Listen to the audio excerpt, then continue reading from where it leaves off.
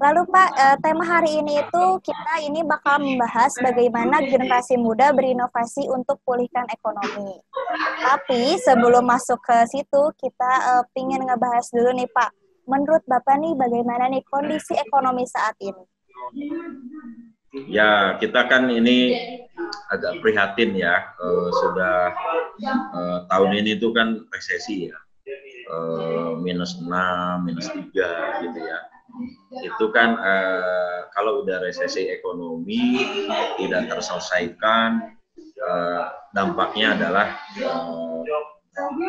krisis sosial biasanya. Jadi karena kan krisis ekonomi ada PHK, perusahaan bangkrut, dan lain sebagainya, dan yang akan muncul kemudian adalah krisis sosial biasanya. Pertanyaannya adalah kenapa terjadi krisis? Memang luar biasa, ini di luar dugaan, pandemi COVID itu jadi menghilangkan kerumunan kan? Kan sebenarnya di mana ada kerumunan kan di sana ada transaksi ya. Iya, betul. Jadi kita tahu bahwa pusat pertumbuhan ekonomi sebuah bangsa itu kan bandara, pelabuhan, kampus, industri. Di Indonesia ini terakhir rumah sakit. Gitu. Iya. Jadi karena kerumunannya hilang dan kita juga belum bertransformasi dari konvensional ke digital, bisnis-bisnisnya banyak, sehingga akhirnya momentum teknologi dengan hadirnya marketplace dan lain-lain kan tidak maksimal. Secara nasional kan hanya 1% transaksi lewat digital sebenarnya. 99% kan masih konvensional. Nah, ini yang mengakibatkan secara infrastruktur digital kita ada, tapi pelakunya nggak siap. Mungkin karena pelaku-pelaku usahanya ya kayak saya gini kan, Abdul, abang zaman dulu. Iya, belum menjamak keseluruhan digitalnya ya Pak. Iya, iyalah. Biasa pakai handphone yang tombolnya hanya merah dan hijau saja. Oh iya. Nggak rumit-rumit. Nah, jadi kita masuk ke resesi. Yang bisa kita lakukan selama pandemi ini belum dinyatakan berakhir ya, satu, kita menahan kerugian. Yang kedua, coba berimprovisasi melalui inovasi-inovasi layanan. Yang sebenarnya pertanyaan Mbak Siva ini juga sering ditanyakan oleh pelaku usaha koperasi, BUMN, rumah sakit kepada saya, inovasi apa yang kira-kira bisa disajikan di dalam kondisi seperti ini.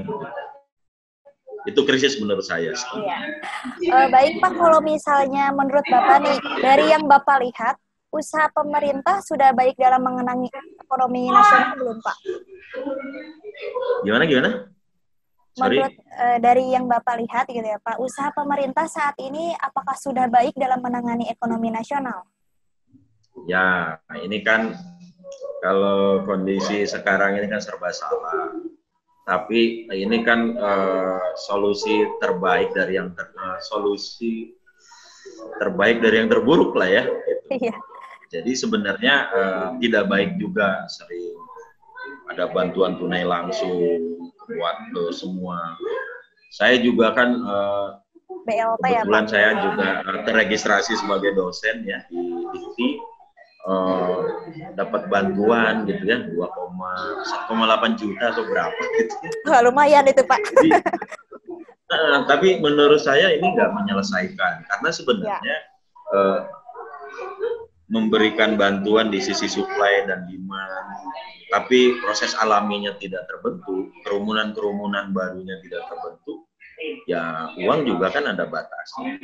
Kita tahu bahwa utang pemerintah kan sudah kurang lebih 7.000 triliun dan saya prihatin misalnya 9 triliun dari Jerman aja diambil juga.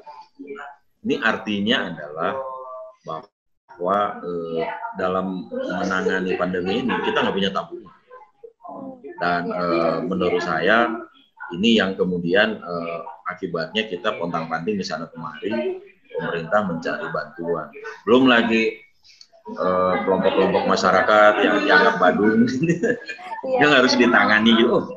Pokoknya Pak Jokowi keren lah, itu Kalau dibuka bajunya bagian belakang pasti obat koyonya banyak. Pegel ya Pak, ngatur-ngatur masyarakat sekarang. Kan biar aliran darahnya lancar. Bisa aja Kita nih Bapak. doakan pemerintah bisa membawa keluar dari kemelut panjang. Ini luar biasa. Singapura aja prediksi baru 2024 kita normal. Kalau Singapura sih nggak bergerak, nggak masalah, karena tabungan mereka cukup buat 5-10 tahun ke depan. Ya, kalau kita kan belum punya tabungan ya. Ekonomi nggak gerak, tabungan nggak ada. Tapi kan orang Indonesia nih rajin puasa, dari mulai Senin Kemis sampai puasa puasa Daud gitu ya, mudah-mudahan.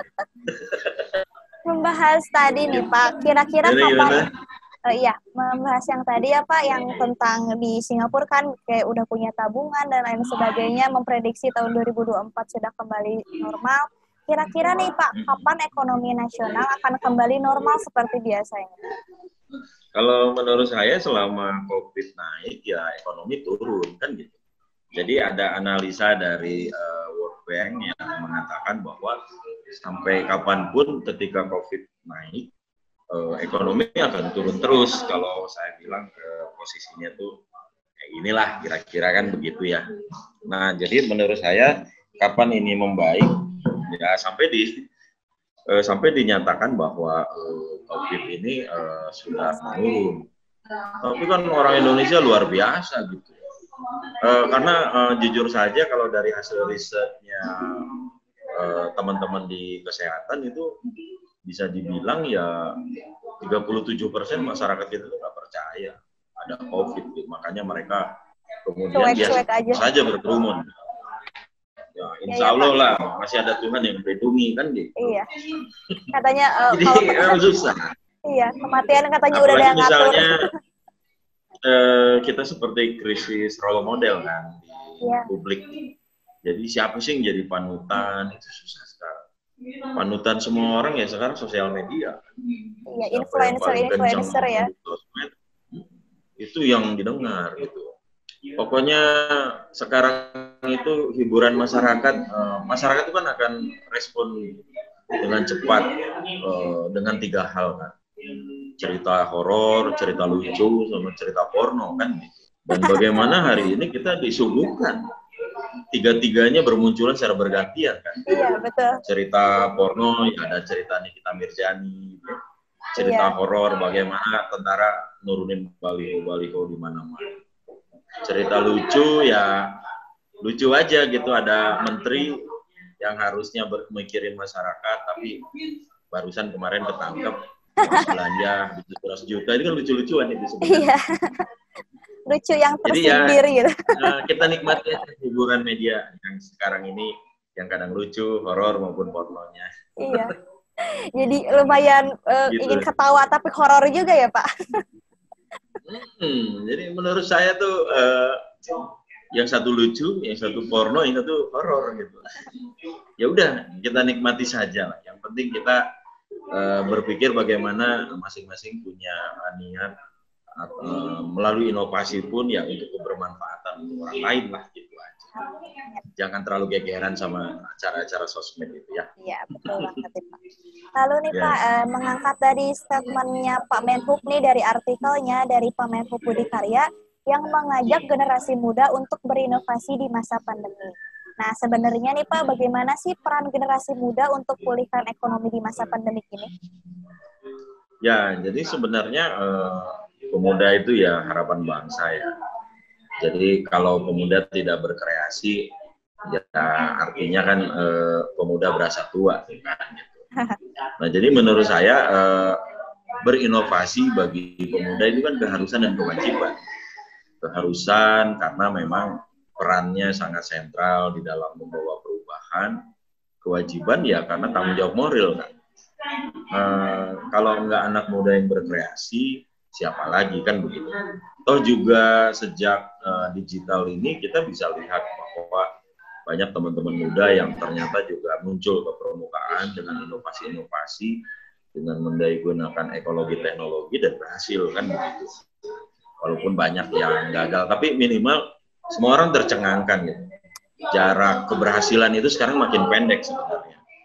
Jadi bagi teman-teman yang paham dengan mendaya gunakan ekologi teknologi, jujur saja sekarang itu jarak ide sama implementasi itu pendek sebenarnya.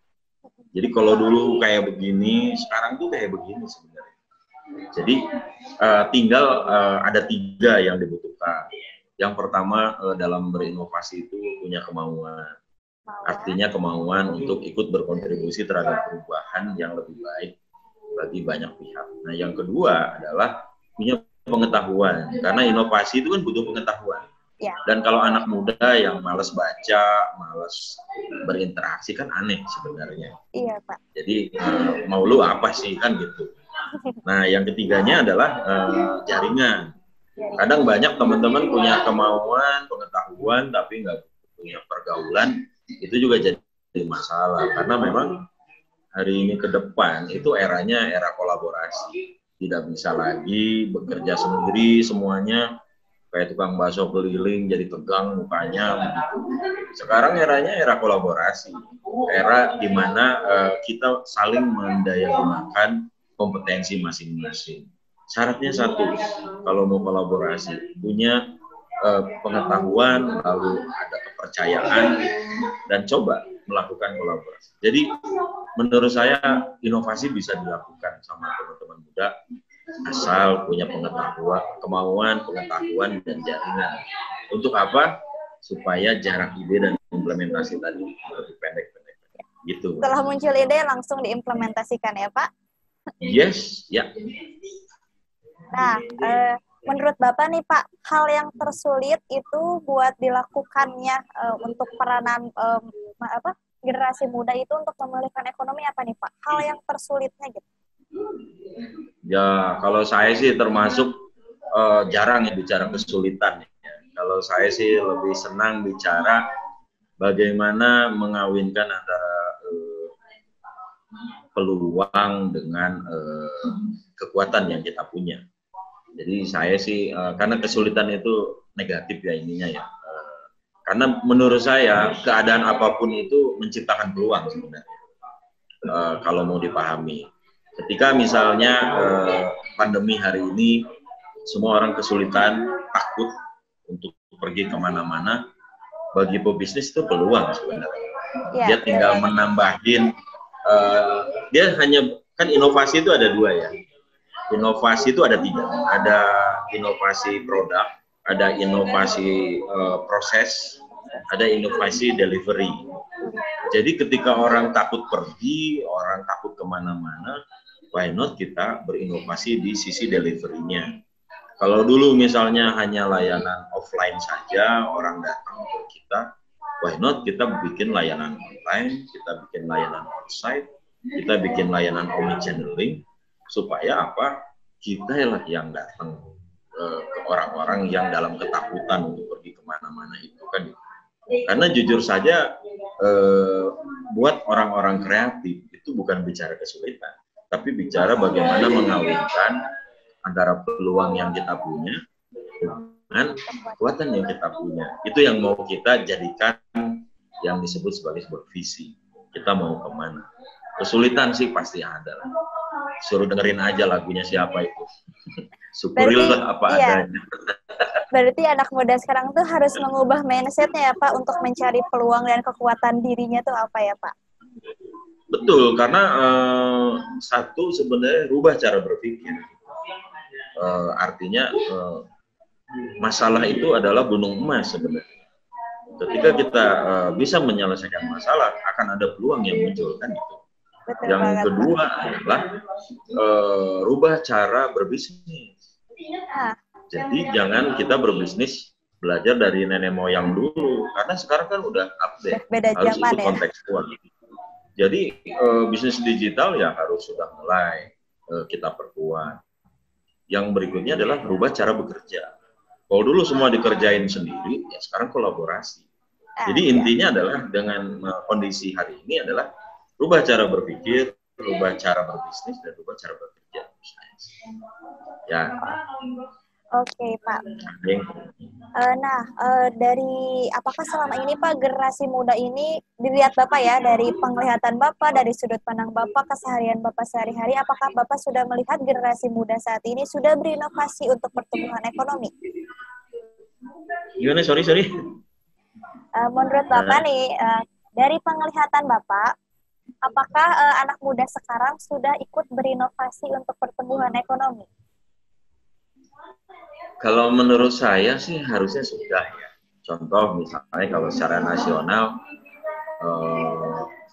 ruang guru itu breakthrough sekali sebenarnya buat sistem pendidikan nasional. Yang kedua misalnya Gojek itu breakthrough sekali di dalam transportasi. Apa sih yang diinginkan oleh pelanggan? Kan sebenarnya tiga. Yang namanya produk atau layanan yang berkualitas, kecepatan di dalam pelayanan. Yang ketiga kan harga yang terjangkau.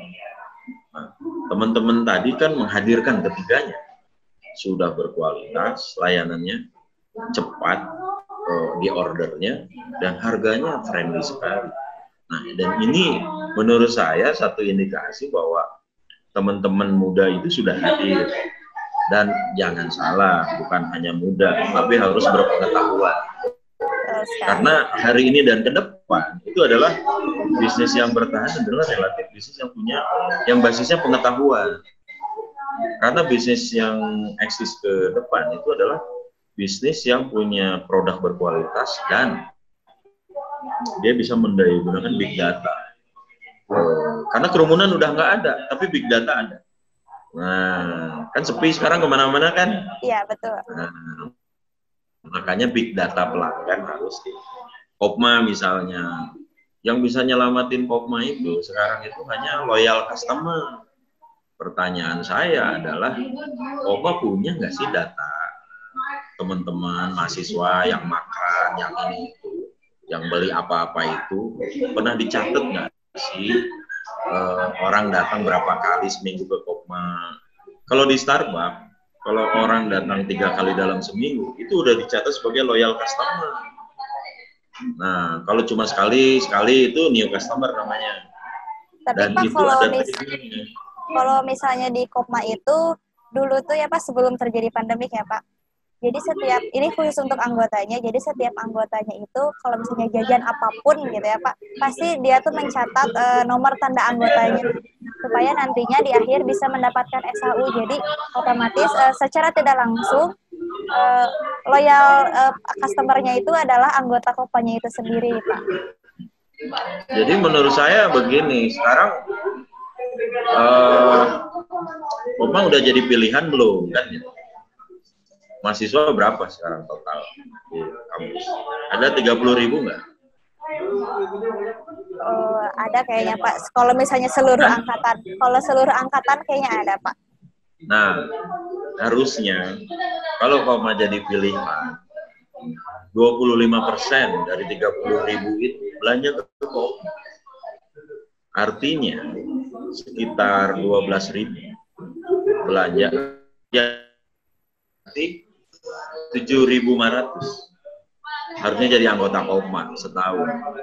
Sekarang anggota Kopma kan nolnya gelinding kan di angka ratusan lah. Anggota Kopma sekarang sekitar kurang lebih 3.000-an Pak dari daftar. 3.000 dari 10%. 10% kurang. Harusnya tadi 7.500. Terus kebanyakan orang-orang itu sekarang lagi pada di luar kota Bandung Pak, jadi jarang ada yang di sini. Ini cuma ini aja bahwa kita harus mengukur pertumbuhan kita dari sisi capaian keuangan, dari sisi volume pelanggan, dari sisi layanan unggulan, sama dari sisi kaderisasi. Nggak apa-apa. Jadi itu juga udah alhamdulillah. Ya. Susah tahu ngumpulin orang itu. Iya betul, susah sekali Pak. Apalagi kan sekarang sukarela ya. Iya betul, sukarela. Zaman saya sih wajib. Iya dulu wajib. Sekarang sukarela. Jadi pas sekarang susah sekali Pak. Apalagi sekarang kan lagi terjadi pandemik. Jadi kayak kayak gak ada ospek di kampus kan, jadi tidak bisa mengarahkan secara langsung apa itu Kopma kepada teman-teman baru. Nah, ya. Pasti teman-teman lost generasi tahun ini. Jadi sulit Kecuali sekali. teman-teman bikin misalnya diksarnya tiap hari, lalu registrasinya lewat online. Wah, pokoknya hari ini tuh saat-saatnya kita berpikir keras deh. Iya, sekarang Kepala itu di bawah, kaki di organisasinya atas. online. Iya, betul sekali. Jadi jangan berpikir cara lama digunakan dengan kondisi hari ini. Itu namanya sindrom kebodohan. Jadi orang yang nggak mau mikir gitu kan. Harus Kalau nggak mau mikir mendigitalisasi. ya zaman sekarang kata Bu Susi ya tenggelamkan aja. Aduh Pak, jadi Ya, tenggelamkan saja. jadi harus Gimana lagi? digitalisasi ya Pak, harus mengikuti perkembangan zaman juga. Betul.